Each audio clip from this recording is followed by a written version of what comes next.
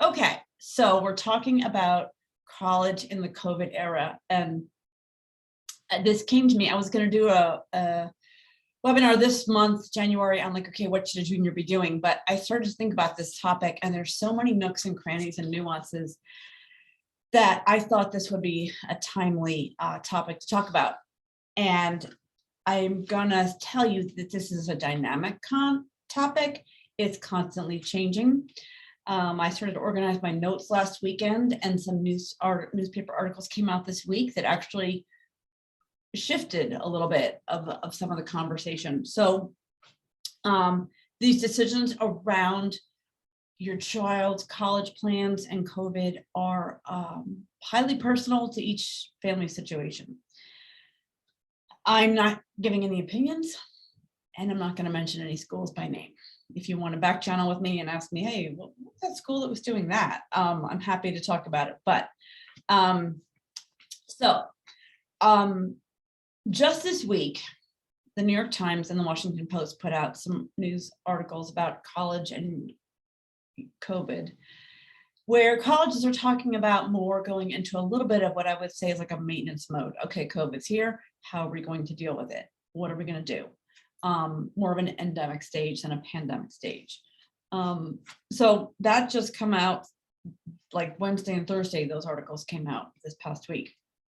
So I'm not a big PowerPoint, PDF, graphics person, so I'm just going to talk. And the first thing to consider is distance. The distance factor obviously is a question of travel. Some universities are 2 plane rides and then a 2-hour drive. How much access do you have to your child in terms of either a reasonably quick flight or mass transit? What is the time for you to get to your child? A lot of families in 2020 and 2021 that I worked with really changed their parameters around distance when the pandemic came into play. So the distance of the college obviously matters. The region, different regions have different policies and protocols. I know in Virginia, they just elected a new governor, and whatever was in place, he did a 180. So if you're looking at the Southeast versus the Pacific Northwest versus the Midwest, all of these regions have different policies in place, and they can change because it just changed in Virginia with this new governor.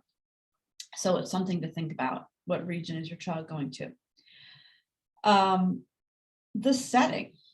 There are college campuses that are fairly contained communities in remote rural settings that maybe can manage this a little bit better than an urban school where you step out of your dorm and you're among the general population walking to work. That's something that could make it easier or harder to manage in a pandemic. You didn't need to come onto a webinar to hear me tell you that distance, region, and setting matter.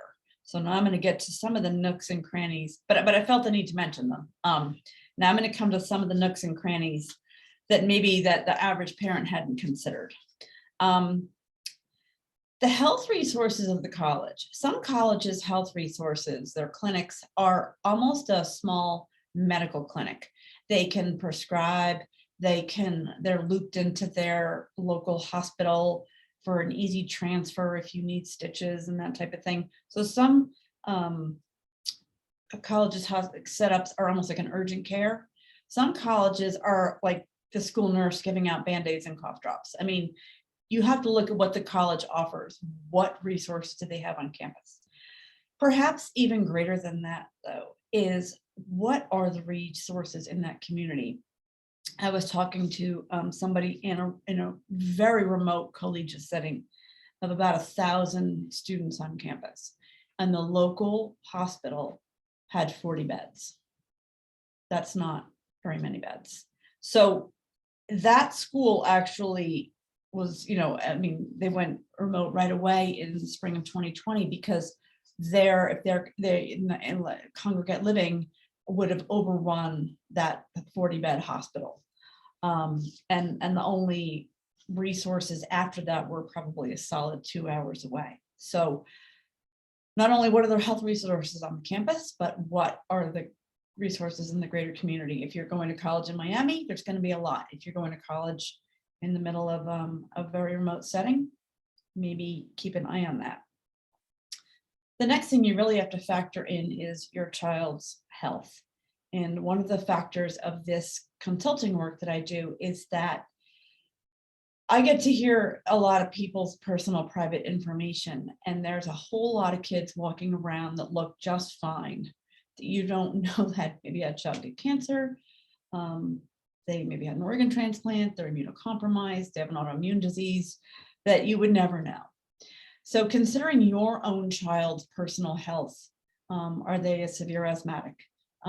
Whatever your child's personal health situation really needs to be factored into their college choice in a pandemic, looped in with the one I just mentioned about the health resources in the community where they're going to college. The next thing you really have to look at is what are the school's policies. I have seen everything under the sun. I have seen colleges that have a mandatory 3-time-a-week testing procedure. You have to test 3 times a week. And I can't even say this with a straight face. It made me laugh so hard. There was this college that put forth this big announcement that they were changing their COVID protocols to meet the new demands, and recently decided that they were going to implement with great fanfare and drumbeat optional weekly testing was with, and I mean, look, it's fine. I'm not laughing at them, but it was just this big drum roll that they were going to have new protocols that you could test once a week if you wanted to. So these schools have every policy under the sun in place. And it's a really good thing to take a look and see what is your specific school looking for your child to do.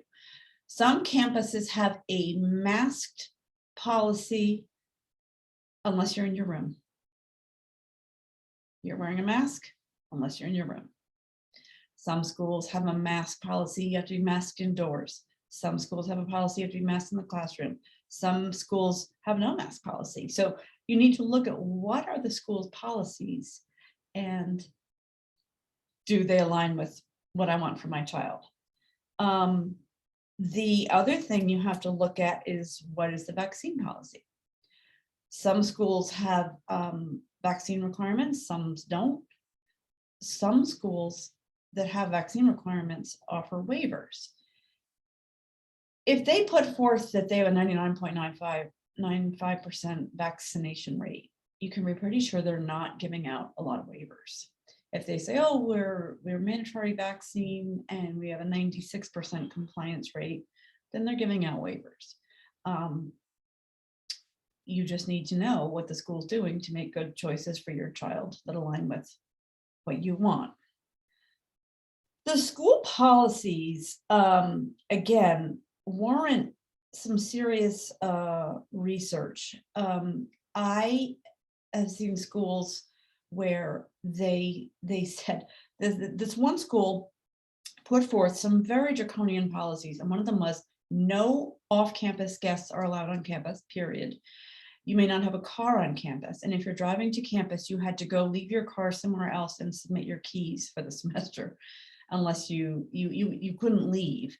And I had people that I knew at this campus, and one mother emailed me with this policy and thought it was the greatest thing ever and actually doing a wonderful job. And another parent emailed me and said, can you believe this? My kid's going to take a semester off. So to each their own. I mean, one person thought it was amazing. One person thought it was not so good. These campuses can feel like a cross between a minimum security prison and a monastery, depending upon how they implement these policies. I will tell you, I visited last winter a campus with one of my children, biological children, and I did not know it, but they were on a full lockdown. And at 2 o'clock on a Friday in February, we walked onto this campus, which was as beautiful a setting as you could imagine. And it felt like there had been a nuclear holocaust. And the actual reality of seeing that campus in lockdown was so jarring. not a sight, you had to stay in your room. And my own child was like, there's no way I can do this. Just note to self, like, if I'm on a campus that goes into a lockdown, that's not going to work. So, so there's that to consider. What are the school's policies? Perhaps the thing that you might not have really thought about when you look at a college, what are the consequences when the rules are violated? You have a college, you might go to a college and they might tout how they've kept their campus safe and they have all these protocols in place, and they can show you minor numbers of minimal transmission, and you might think, wonderful, this sounds great. But what are the consequences when your child missteps? I have found them to be draconian. I've seen schools with a 0 strike policy, 1 violation, 1 infraction, you are suspended for the semester. No questions asked, nothing. I saw a letter from a school a parent received. You would have thought this child had run across the campus with a machete, hacking people. And they were a day overdue for a COVID test. They thought they had to do it within a week. It turned out it was within every 7 days. So they just didn't have the count right. They didn't even mean, they thought they were in compliance, but they weren't. And the child wasn't suspended, but they were on probation for the rest of the semester.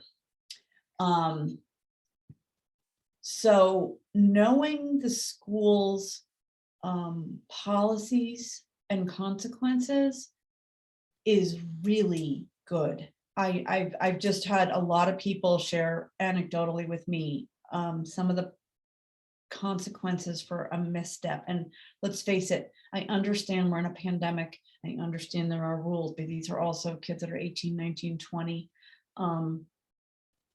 They might make a mistake. They might misjudge. They might have a lapse of judgment, and the consequences can be quite severe. So when you're at a school that's touting how safe they've kept everybody, make sure you look at the other side of how they're doing that.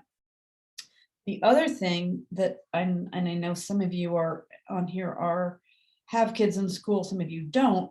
The other thing is to take care, what are the policies around, Christine, can you mute yourself? What are the, thank you. What are the policies for on-campus kids versus off-campus kids? What are the rules? I heard about somebody who hosted 8 people for dinner, and like it wasn't, it was like the kids even like set the table, like they really had dinner, and that they had been in violation and there were severe consequences. And so you just want to know, and you want to know, okay, how can my child manage these rules and expectations, or are they a little bit careless around stuff like that, or not as dialed into details? Some kids really are, some kids aren't. Very important to know what happens if your child is deemed a close contact or test positive. And again, I've seen everything under the sun, from really beautiful facilities with amazing resources around food to help a kid isolate or quarantine, to you just stay in your room and we're going to bring you boxes of cold food and we don't know what to tell your roommate.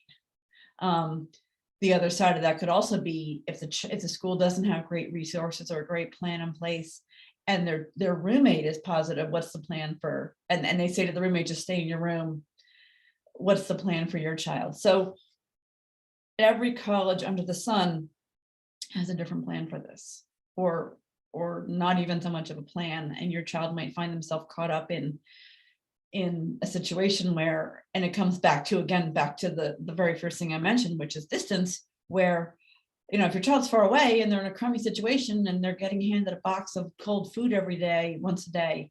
I heard one school gave their students $300 gift cards to Grubhub, and they could just order whatever they wanted. So that could be good or bad, but you want to know what happens if there is a positive test. Borders, if you are an international family, an expat family. I've worked with some expat families. I've had seen kids go to Canada for college. A mom reached out to me with a kid over the border in Canada going to college, and she said it has been brutal trying to negotiate that. So a lot of kids think, oh, maybe I'll go up to Montreal or British Columbia, and that could add some complexity to your ability to get to them or their ability to get to you. The next thing to think about is what is going to happen, and this is a really important, all these things you might discuss with your child, but when a school goes virtual, and what happened, and I found a lot of really, I don't know what the exact, I don't want to use too strong an adjective, but a lot of parents that really felt they've been kind of given a switcheroo in the fall of 2020 when they were like, we're going to be back on campus. And then they paid their tuition and they said, we're going to be virtual the first week. And that extended, and they had laid out $30,000 for a semester, and the kid was sitting in their living room. And they really were not happy.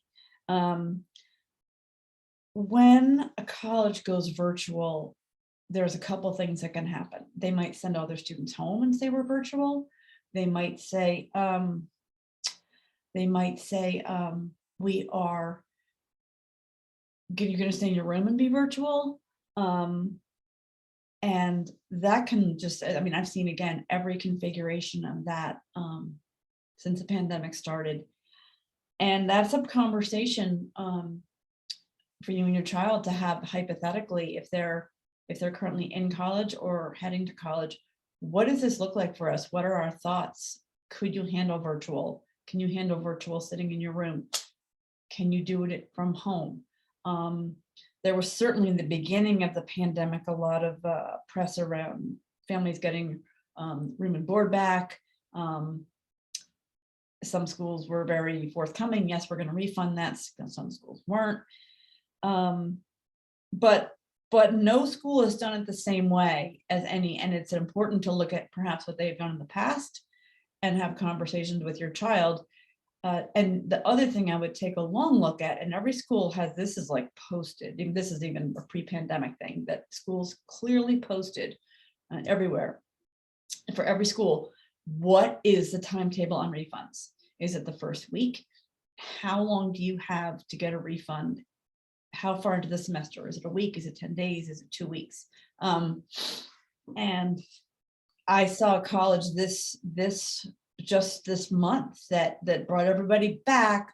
Actually, I shouldn't say that. They were planning to bring everybody back. They had to go virtual. They decided to go virtual.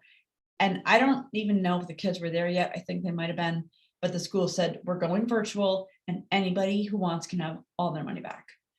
That's great. Especially if you just say, I'm not doing a virtual semester. If you're an engineering major or a nursing major, something a little bit more hands-on, or it just doesn't suit your learning style, or you're zoomed out. Important to just have a little bit of a plan. The other thing that I would really caution you to take a look at is when a school says, we're going to be in session, and that's awesome. But is everything in session? Are the clubs? Are the teams? If you're into the debate team, I've seen schools that say in session and in person for class, but they shut everything else down. Now, that's neither right nor wrong, but you and your child need to make decisions around that. Does a campus where nothing else is going on work for you? Maybe it does, maybe it doesn't. But it's something to look at, and something that maybe the average parent hasn't thought about. A lot of these little details. If there is a lockdown, what does that mean? Do they leave or do they stay? Again, your child and you need to have a conversation. I mean, my biological child saw school in lockdown and said, there's no way I'm doing that. What has been their refund policy in the past? What's the refund policy on tuition? What's the refund policy on room and board?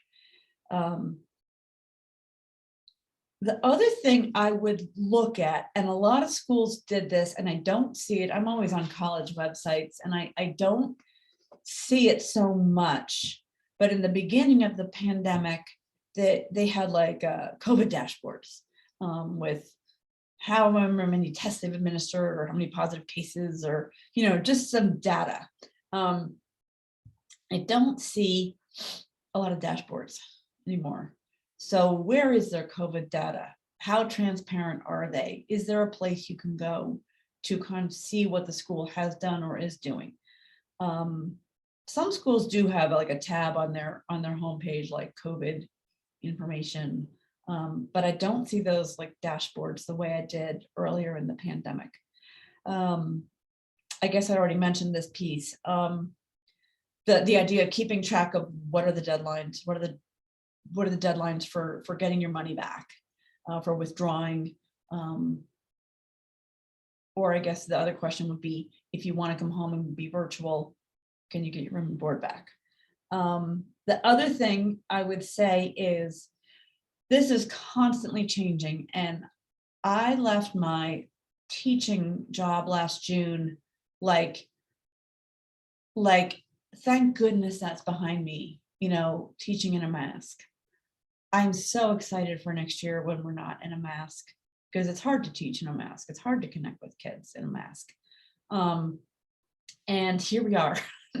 Now I'm wearing 2 masks, and it's hard to breathe. So this is constantly changing. And I think that the